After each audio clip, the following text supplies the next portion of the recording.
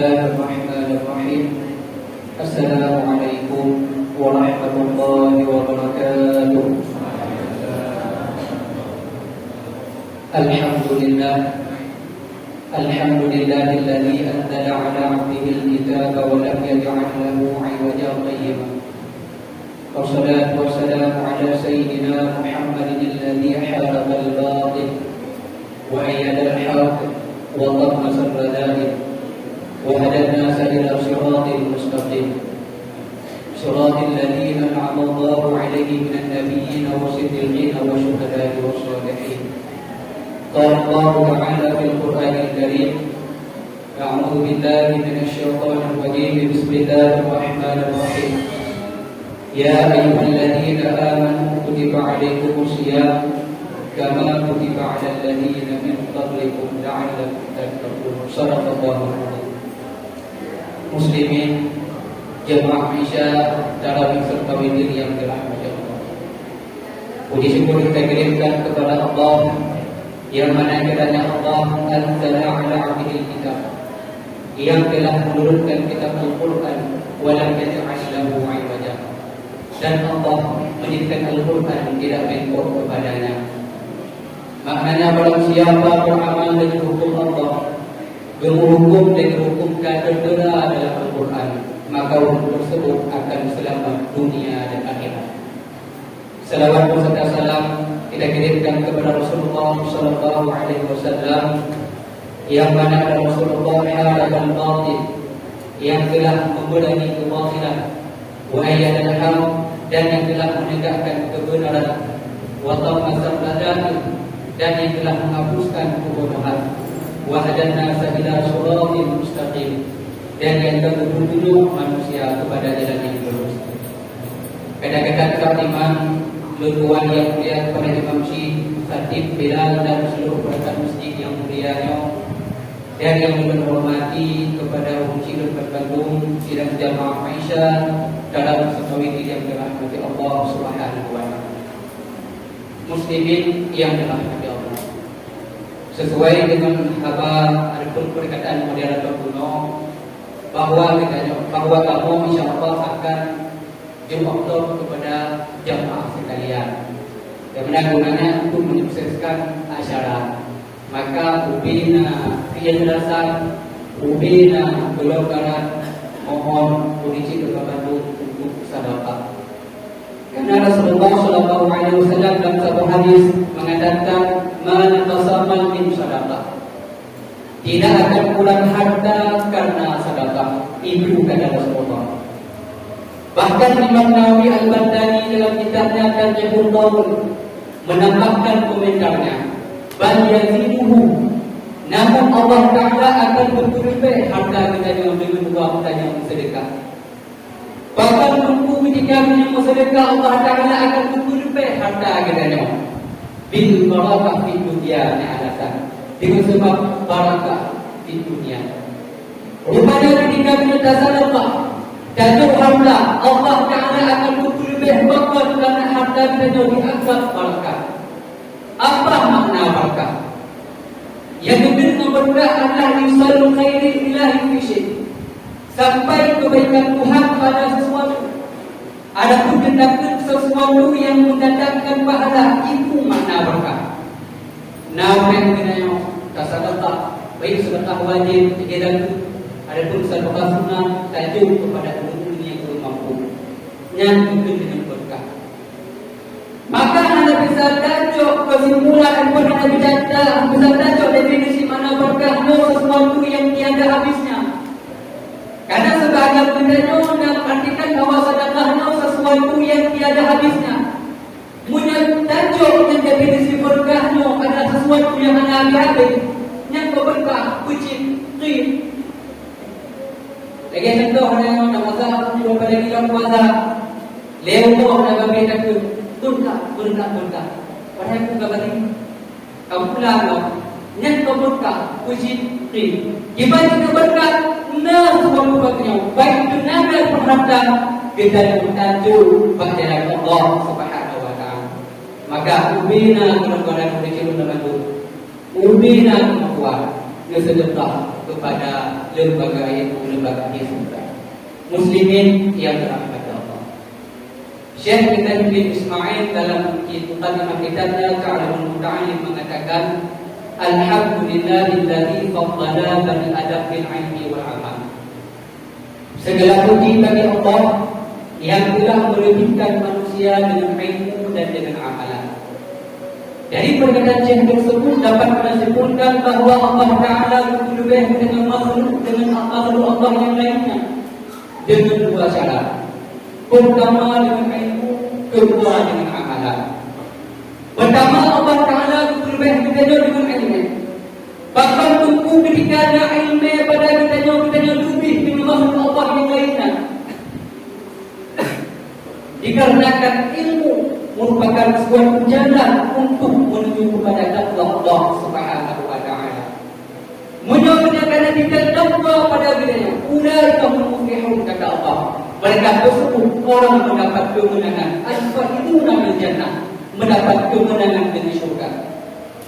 Coba katakan kepada umat Nabi Musa, ketika Allah Ta'ala dilarang untuk bedak belau pada orang satu, namun mereka melanggarnya tidak berlalu. Allah Ta'ala berubah mereka menjadi gerak. Patut karena mereka tidak takwa kepada Allah, melanggar perintah Allah. Dan tak kalah kepada ular yang memakan tubuh seorang Nabi, Allah merubah kotoran mereka. Kotoran mereka tersebut Allah lalu berubah menjadi surga. Bahkan tubuh dikenakan ular rupanya tubuh yang kayu dengan sebab perintah Allah. Berarti ular tersebut takwa. Maknanya benar-benar takwa, kita akan diangkat derajat dan kita akan senang dunia dan akhirat. Maka ilmu merupakan suatu jalan untuk menuju kepada takwa. Karena dunia hanya ini, bagaimana kita betul perintah Allah dan doa dari Allah Subhanahu wa Ta'ala. Makanya pada sebuah sahabat bertanya kepada Rasulullah, ya Rasulullah, amal afdal, apakah amal yang lebih bagus ya Rasulullah?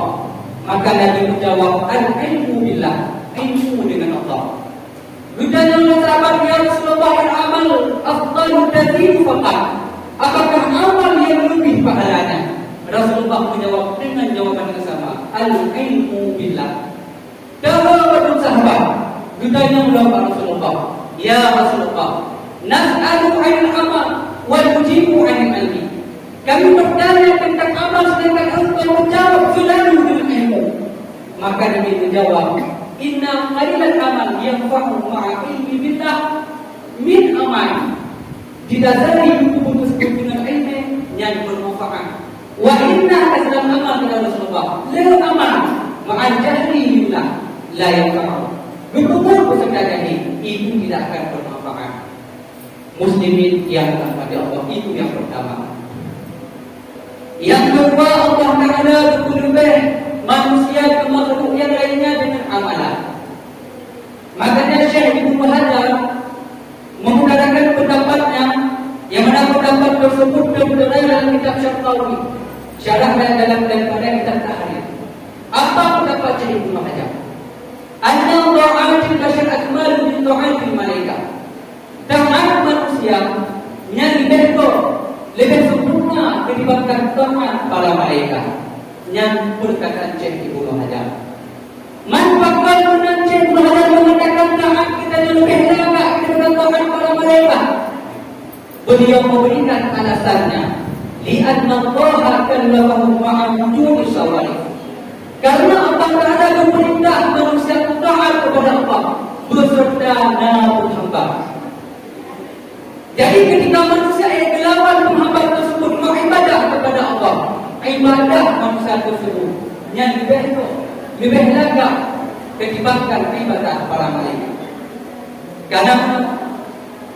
Karena mudah Allah Ta'ala gitu, para malaikat cuma perintah taat, sedangkan nafsu tidak ada. Makanya malaikat yang sungguh-sungguh pada orang kiamat, yang hukum pada orang kiamat, dan yang kisiah bedanya lalu kaya. Dan pada manusia dua Allah itu, nafsu dan perintah untuk taat itu akan. Makanya ketika manusia yang melawan nafsu tersebut, menghambat tersebut, beribadah kepada Allah, maka ibadah manusia yang lebih itu. Maka penghambat umum dalam ibadah adalah hawa nafsu. Bahkan hawa nafsu merupakan musuh terbesar di antara yang terbesar. Maka Rasulullah Nabi mengatakan kepada sahabat, "Raja'u minal asghar ila al-akbar," kata Rasulullah. Kita jauh daripada kebenaran yang kecil menuju kepada kebenaran yang besar. Maka sahabat bertanya, "Tuhan Rasulullah, kebenaran yang besar adalah perang melawan hawa nafsu." Bahkan karena ketika kita dikuasai, berhasil dikuasai hawa nafsu, kita lebih puas, lebih parah kita dengan hewan. Ini kalau hewan, sebuah hewan kita baju makanan luar ya. Ketika kita kejadi. Ketika tu kita ke baju nak kalau mau baju aspal, hana dakul hana kita baju makanan luar.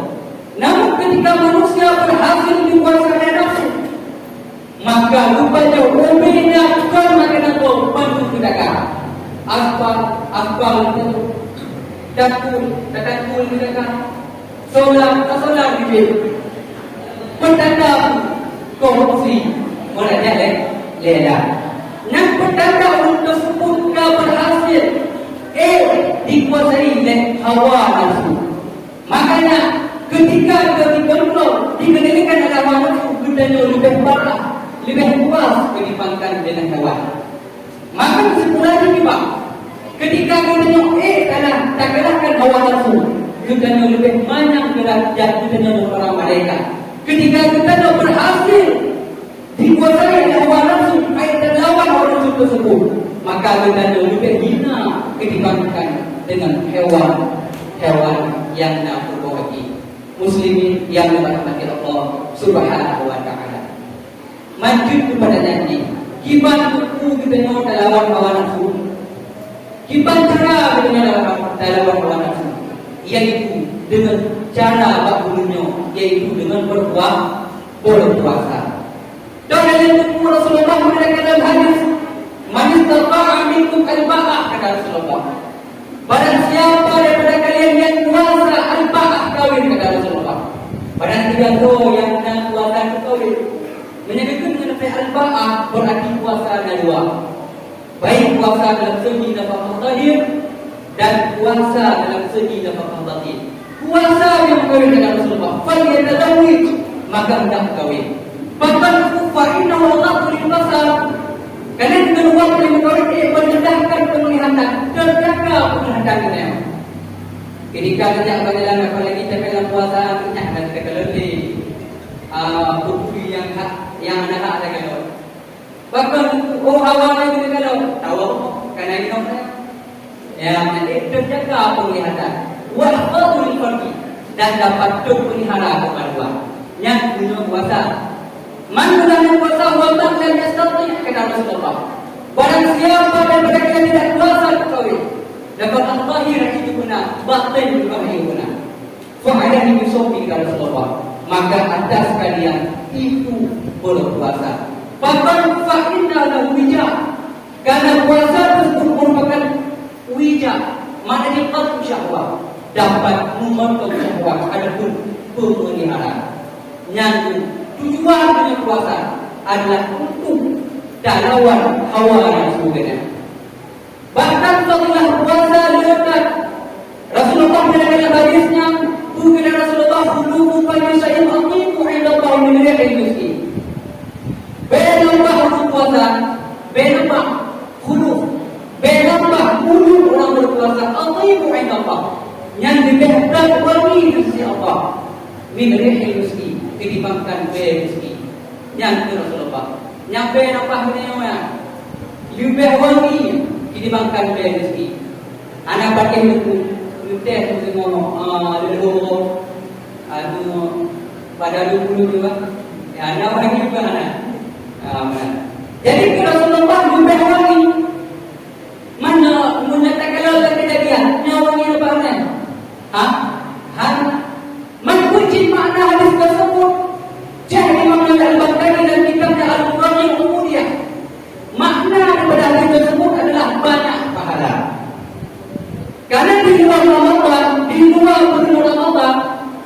Ketika kita banyak masjid, ketika orang Jumat menjelaskan untuk memakai wangi-wangian, nah pahala katanya.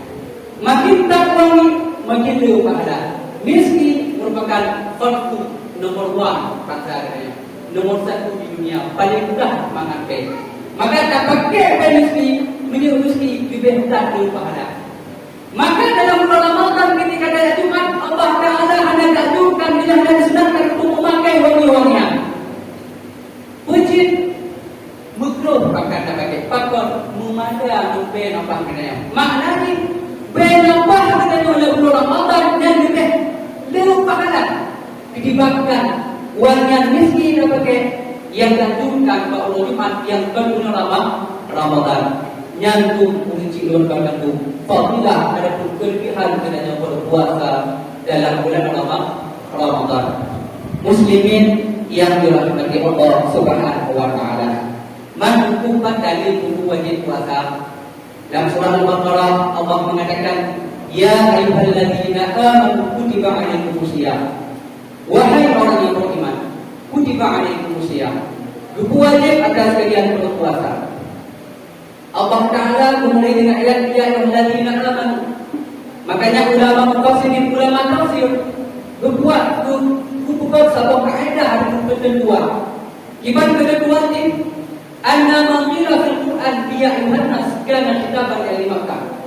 Apabila dalam Quran Allah Ta'ala mengadakan lafaz ya ayyuhan nas berarti dikitabkan, ditujukan kepada penduduk Makkah. Wa man qila bi ayyuhalladzina amanu kana kitaban li Madinah. Apabila dalam Quran dikatakan lafaz ya ayyuhalladzina amanu berarti ayat tersebut dikitabkan ataupun ditujukan kepada penduduk Madinah. Dalam ayat ya ayyuhalladzina amanu berarti ayat tersebut ditujukan kepada penduduk Madinah. Kutiba 'alaikumus shiyam kata Allah. Wajib atas kalian berpuasa. Puasa Ramadan. Wajibku kamu penduduk Madinah. Kamu Indonesia, ulun Aceh khususnya ulun Kang Geringga. Bukan wajib puasa wajib. Man ratah wajib. Nah kaedahnya al-ibarah yang umum. Ibaratnya umum. Memang apa kata betul bila ayyuhalladzina amanu kita kudu kembali Madinah yang maksudnya umum manusia. Usia kita mau ulun Purena kita mau ulun Aceh tempat ulun Daglinga kita mau jaga-jaga kayak ayyuhalladzina amanu berarti wajib kita berpuasa. Puasa Ramadan. Makna Ramadan itu Ramadan mati Ramadan dalam kata bermakna syiddatul hur sangat panas. Jadi bulan Ramadan maknanya bulan sangat panas. Maka bagaimana makna? Karena ketika orang Arab hubungan bulan tersebut bahasanya nasabah kejadian yang mana kejadian bawahnya tak turun. Maka hubungan Ramadan. Karena orang Arab hubungan sesuatu hubungan sesuai dengan kejadian yang terjadi bawahnya. Ibadah lagi wajib. Lagi dia betul lahir dari April tahun depan Afrilia mengalagak itu Afrilia Safira.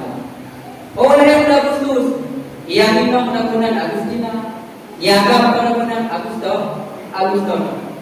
Maknanya itu tak orang Arab hubungan sesuai dengan kejadian yang dah terjadi bawahnya. Maka hubunglah Ramadan. Manfaatkan Allah Ta'ala syariatkan pertama kali Ramadan tersebut itu pada tahun kedua Hijriah Nabi ke Negara Madinah. Berarti Nabi menetap Negara Makkah dan Takluk. Negara Madinah sebanyak hitung dulu.